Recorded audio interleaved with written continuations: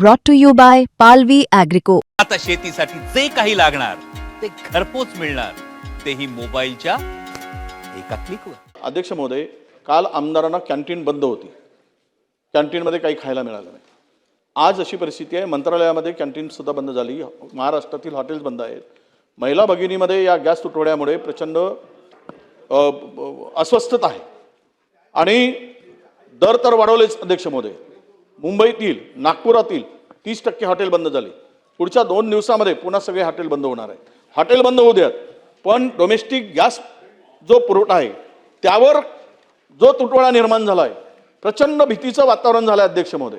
आणि या गॅस तुटवड्यामुळे उद्या घरची चूल कशी पेटवावी, घरी स्वयंपाक कसं करावं या चिंतेमध्ये आहे. 15 दिवसानंतर OTP दिल्यानंतर 15 दिवसानंतर गॅस सिलेंडर मिळतोय, 15 दिवसानंतर. आणि अशा परिस्थितीमध्ये महाराष्ट्रामध्ये आत्ताच्या या सगळ्या परिस्थितीत त्याचा होणारा परिणाम, यावर आमची विनंती आपल्याला की सरकारने वस्तुस्थिती सांगितली पाहिजेत आणि यामधून पुढे काय परिणाम होणार आहेत हे सगळ्याला माहीत आहे. हा युद्ध जर चालला, भविष्यात वाढला, त्याचा परिणाम, त्या संदर्भातले परिणाम उद्या दिसणार आहे. पण आपल्याला विनंती, आपल्या माध्यमातून सभागृह सुरू आहे की उद्या आंदोलन सुरू झालेत. आपल्याला माहीत असेल, कोल्हापूरला आंदोलन सुरू झालं, विदर्भामध्ये 1-2 ठिकाणी आज आंदोलनं झालीत. गॅसच मिळत नाही आहे, सिलेंडरच मिळत नाही आहे. आणि काल तर असं झालंय की HPCचा गॅस सिलेंडरची गाडीच चोरीला गेली महाराष्ट्रात. 18 लाख रुपयाची किमतीचे सिलेंडर होते, पळून नेले. आणि मुंबईत सुद्धा पुरवठा बंद आहे.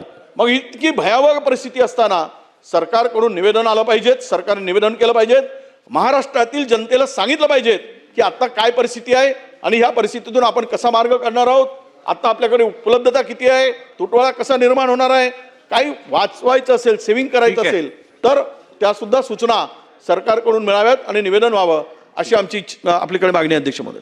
ठीक. प्रश्न नाही, 1 मिनिट. काय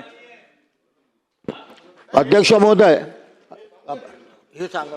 नाही, या संदर्भात बघा, गॅस पेट्रोलियम हा केंद्र सरकारच्या अखत्यारीतला विषय जरी असला तरीही राज्यातील जनतेची गैरसोय होऊ नये या संदर्भातली जबाबदारी महाराष्ट्र शासन घेत असते आणि घेईल. त्यामुळे दिलेल्या माहितीची नोंद घेऊन शासनाने उचित उपाययोजना करावी.